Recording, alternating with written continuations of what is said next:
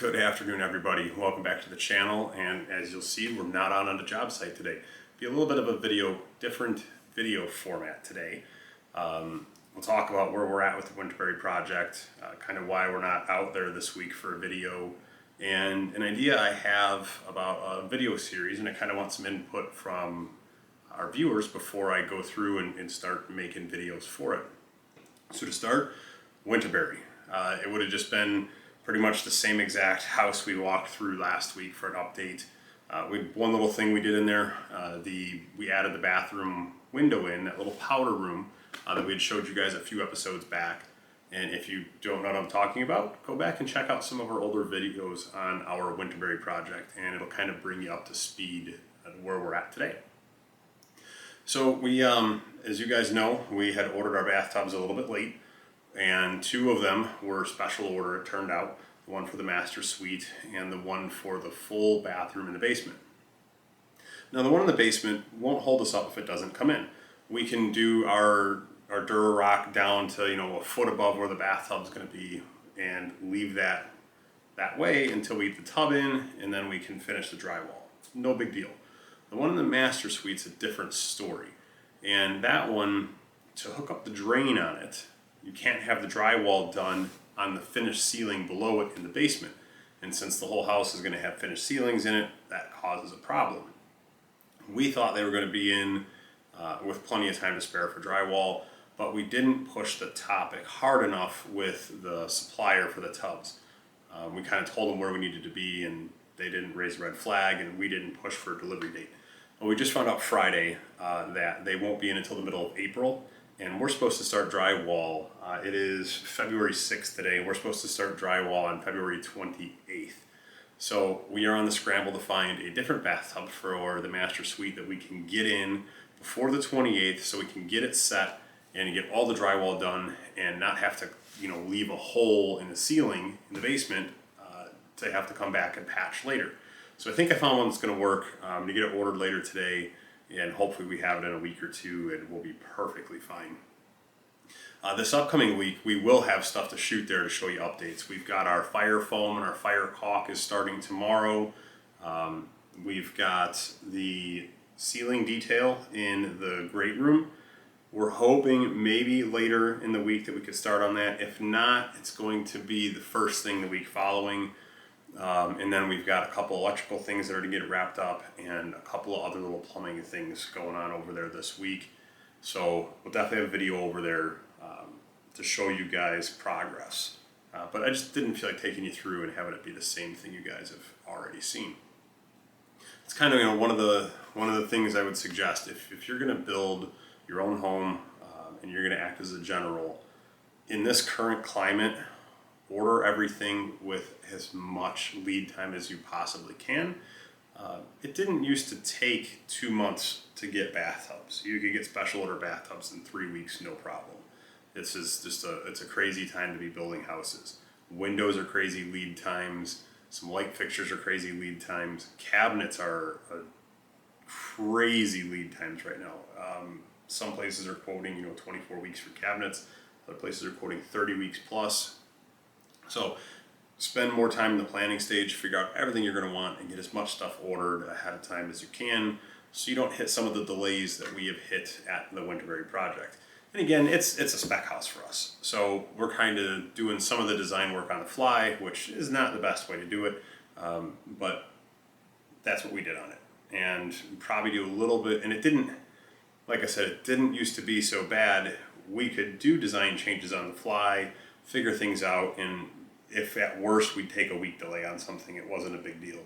Today's day and age, what was a week delay is now a month delay or 6 weeks delay, and those are just horribly expensive to take, both from carry cost. A lot of times if you're building a spec house or you're building your own home, you're going to be paying interest on what you've drawn to the project already from the bank.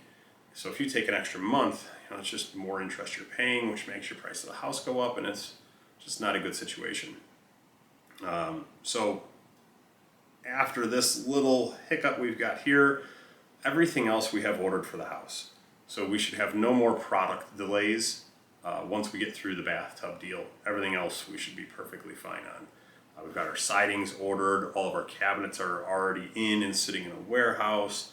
Our tile is in. Our hardwood's ordered. Our interior doors are in stock. The trim we're going to use is in.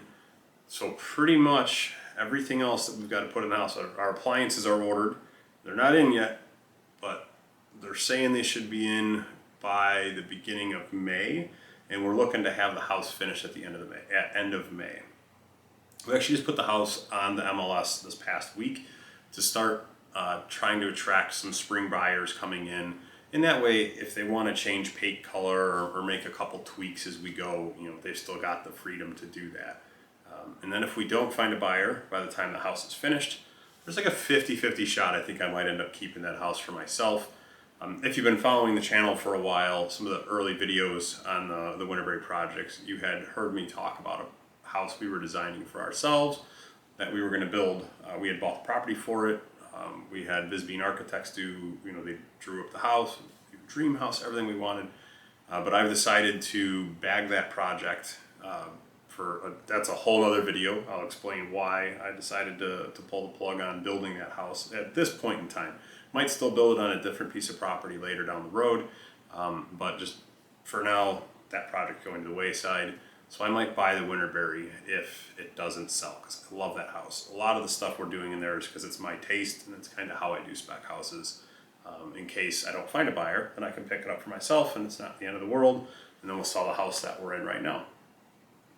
So that's kind of where we're at with Winterberry.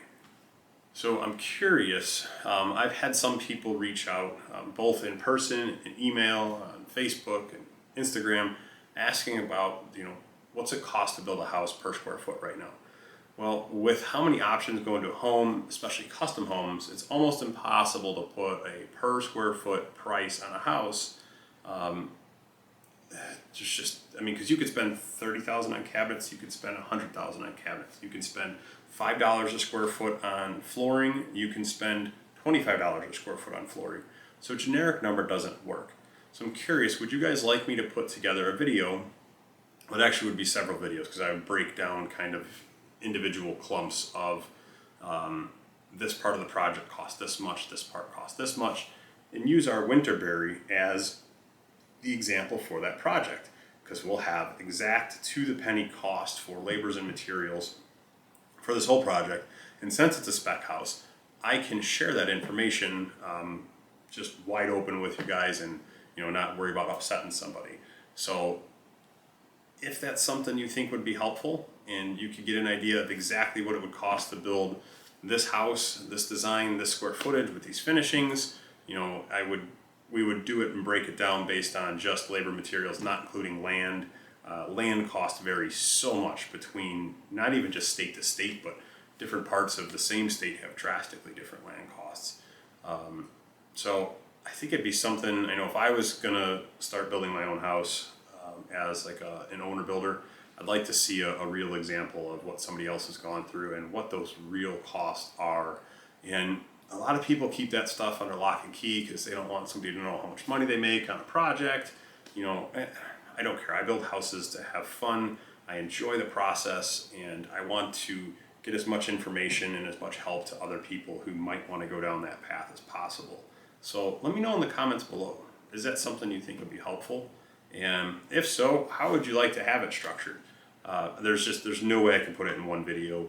Would you like to have, call it pre-site work, so all your engineering, architecture, permits, and then your initial site work, tree clearing, excavation, foundation stone, kind of as a clump, and then we could get into like framing labor, framing materials, and some of the different options that you can do on framing, from number 1 yellow pine floor joist compared to a TJI engineered floor joist, 2x4 construction compared to 2x6 construction, stick built roofs compared to truss roofs.